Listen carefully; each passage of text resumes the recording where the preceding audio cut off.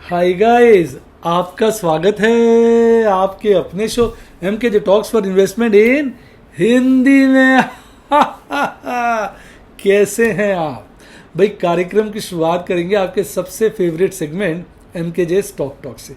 और आज मैं एक ऐसे स्टॉक की आपसे चर्चा करने वाला हूँ जो अपने लाइफ टाइम हाई पर ट्रेड हो रहा है। अब आप कहेंगे हाँ सर, इस दौरान बड़े कोई छोटे मोटे स्टॉक ट्रेड हो रहे होंगे। नहीं, ये लार्ज कैप स्टॉक है, इंडिया का बहुत फेमस स्टॉक है, ब्रांडेड स्टॉक है और निफ्टी 50 सेंसेक्स दोनों का पार्ट है। और अभी मैंने इसमें ट्रेड किया था और लगभग 1,80,000 के आसपास का प्रॉफिट बुक किया। क्या आपने स्टॉक को पहचान लिया? पहचान लिया तो वीडियो को पॉज करके कमेंट में उसका नाम लिखिए। मैं बात कर रहा हूँ M&M की। भाई साहब गजब, कहते हैं ना गदर हुआ पड़ा है। ये जो M&M एक स्टॉक है, ये एक ऐसा स्टॉक है जो इस वक्त बहुत ही ज़बरदस्त तरीके से भाग रहा है, अपने नए नए लाइफ टाइम हाई बना रहा है। ये one of the most diversified automobile company in India है। इसका प्रेजेंस 2 व्हीलर्स में है, 3 व्हीलर्स में है, पैसेंजर व्हीकल्स में है, कमर्शियल व्हीकल्स में है, ट्रैक्टर्स में है, अर्थ मूवर्स में। इसमें तो ये डायरेक्टली काम करती। इसके अलावा अपनी सब्सिडरीज द्वारा, ग्रुप कंपनीज द्वारा इसका इंटरेस्ट फाइनेंशियल सर्विसेज में है, ऑटो कंपोनेंट्स में है, हॉस्पिटैलिटी में है, इंफ्रास्ट्रक्चर में है, रिटेल में है, लॉजिस्टिक्स में है, स्टील ट्रेडिंग एंड प्रोसेसिंग में है, आईटी बिजनेस में है, एग्री में है, एरोस्पेस में है, कंसल्टिंग सर्विसेज में है, डिफेंस में है, एनर्जी में है, इंडस्ट्रियल में। गजब गजब। ये कंपनी 1945 यानी इंडिया की आज़ादी से पहले गुलाम मोहम्मद और 2 ब्रदर्स थे, महिंद्रा ब्रदर्स, केसी एंड जेसी महिंद्रा, उन्होंने इसको बनाया था। और 1948 में इसका नाम चेंज करके महिंद्रा एंड महिंद्रा कर दिया गया था। अब देखिए, मैं आपके लिए इसका मैक्सिमम आज का चार्ट लेके आया हूँ। आप देखिए इसका हाई कितना दिखा रहा है, 1121। आज इसने 1112 पे क्लोजिंग दी है, 1121 इसका लाइफ टाइम हाई है। ठीक है, अब हम बात करते हैं इसके 5 ईयर चार्ट की। 5 ईयर चार्ट में हाई कितना दिखा रहा है, 1095, और आज इसने 1112 पे क्लोजिंग दी है। आप देख लीजिए। और इसका अब ये वाला देख लेते हैं। मैक्सिमम वाले में तो इसने हाई जो बनाया था वैसे तो इधर ही बनाना चाहिए हाई, 1121 पे ही, पर देख लेते हैं। आज 1 ईयर का चार्ट देखते हैं तो 1120 का हाई दिखा रहा है और 1112 पे भी ट्रेड हो रहा है। और यहाँ पता नहीं ये कुछ गलत दिखा रहा है, ये 5 ईयर में 1095 गलत दिखा रहा है। ठीक है ना, क्योंकि इसका 1120-21 यही जो है इसका लाइफ टाइम हाई है जो उसने अभी बनाया रिसेंटली आजकल में। ठीक है ना, कई बार ये हो जाता है अभी चार्ट्स में गलती। अब इसका शेयर होल्डिंग पैटर्न थोड़ा सा मुझे इसमें एक कमी क्या नजर आएगी, प्रोमोटर्स के पास केवल 19.47% शेयर्स हैं। नॉर्मली मैंने देखा है कि कोई बड़ी फ्लैगशिप कंपनी होती है ना क्रिस की ग्रुप की, तो प्रोमोटर्स के पास बहुत सारे शेयर होते हैं। पर ये मैं हैरान हूँ देखकर, महिंद्रा एंड महिंद्रा ग्रुप की ये फ्लैगशिप कंपनी है और प्रोमोटर्स के पास इसमें 20% से भी कम शेयर है। ये दिल को थोड़ा सा पिंच करती है बात। F5 के पास मोटी होल्डिंग है, DIs के पास मोटी होल्डिंग है। ये होल्डिंग्स हमें साफ दिखाती हैं कि F5 और DIs इसमें कितना ज़्यादा विश्वास रखते हैं, उनका कॉन्फिडेंस इस कंपनी में कितना ज़्यादा है। पब्लिक के पास एक छोटा हिस्सा ही कहेंगे 10% के आसपास है और अदर्स के पास 3.97 है। अब मैं आपको बस यही कहूँगा, देखो जी स्टॉक बहुत बढ़िया है। मैं आपको थोड़ा अपना एक्सपीरियंस बताता हूँ, क्योंकि बच्चे कहते हैं सर आपके एक्सपीरियंस से बड़ा फ़ायदा होता है। जिस तरह ये अपने लाइफ टाइम हाई पे है ना, इसी तरह एक आज से कई साल पहले, 3 साल पहले समझ लीजिए, 2 से 3 साल पहले मारुति भी अपने लाइफ टाइम हाई पे था। 9,990 ऐसे कुछ इसने रेट बनाया था, 10,000 से कुछ ही शॉर्ट था, तो मोटा मोटा को 10,000 काटा था। मेरा बड़ा मन आया उस शेयर पे, मैंने कहा अभी नहीं, 10% करेक्शन पे लूँगा। मैंने उसका उठाना शुरू किया 9,000 पे, साहब वो गिर गया।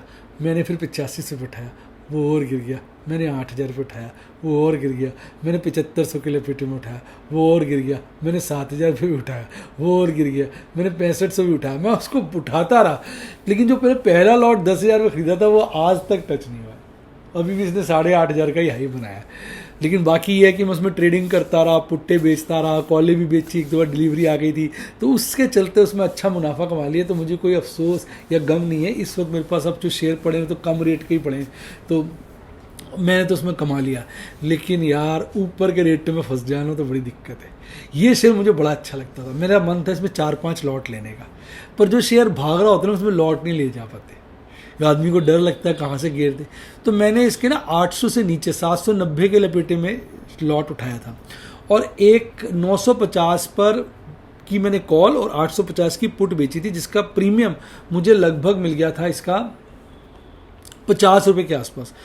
और मैंने 790 था ना रेट, 790 रेट था ना, है ना। तो अब 790 का रेट था, 700 का लॉट था, तो 200 रुपये का प्रॉफिट हो गया लगभग।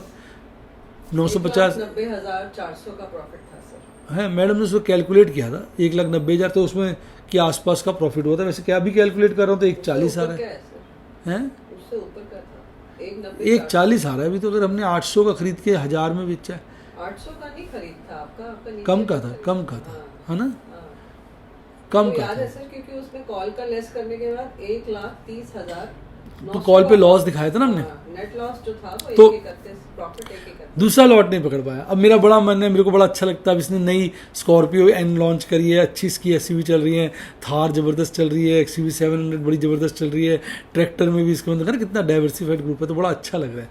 लेकिन यार ऊपर के रेट में फंस जाओ ना तो नानी याद आ जाती है।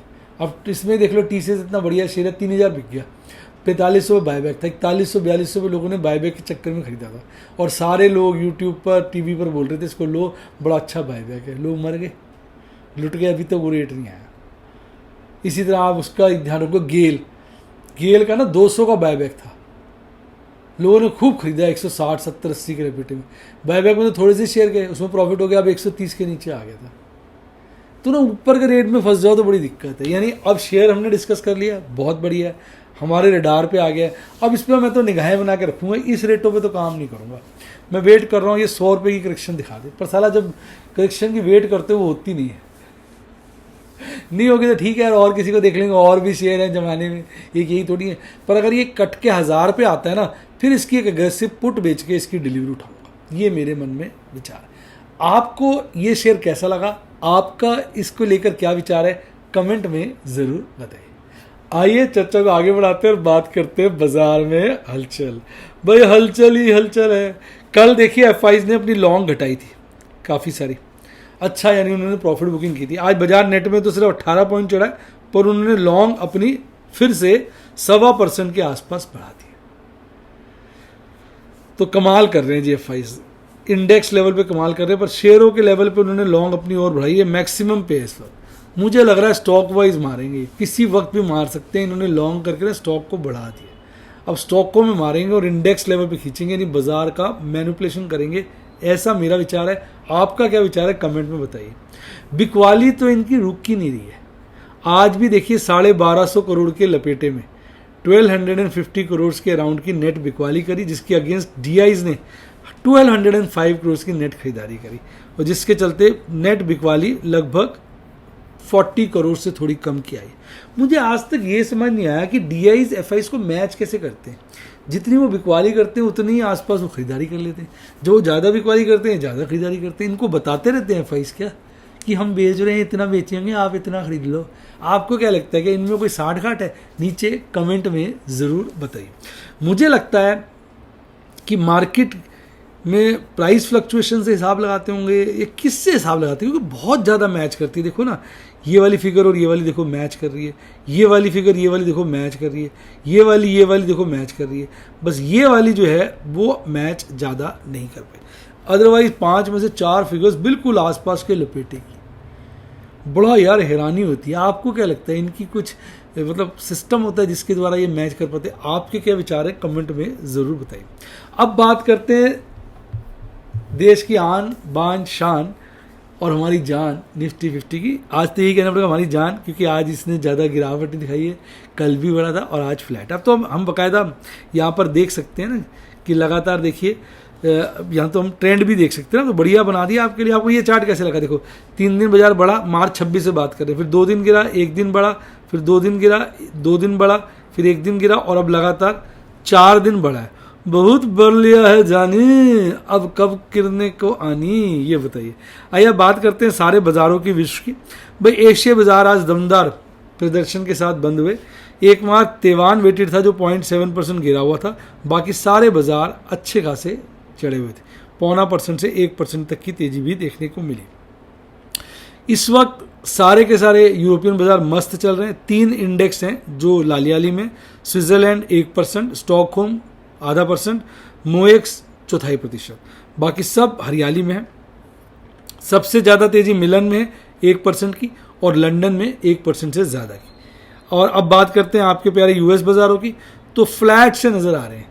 डाउ जोन्स हल्की हरियाली में 0.25% और हल्की फुल्की लालियाली में है S&P 500 और स्मॉल कैप 2000 ना कि बराबर लालियाली में। नैस्डैक 0.5% से ज़्यादा गिरा हुआ है। टोरंटो 0.8% चढ़ा हुआ है। ब्राज़ील का बोस्पा 1% से ज़्यादा चढ़ा हुआ है। हमारे बाजार 15,850 पे बंद हुए।